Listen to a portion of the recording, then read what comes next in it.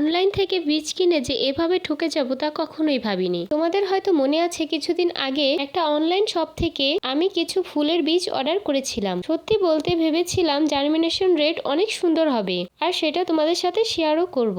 কিন্তু না, আমার আশায় যে এরা জল ঢেলে দিয়েছে। জার্মিনেশন রেট একবারে 0 থেকে 0ই।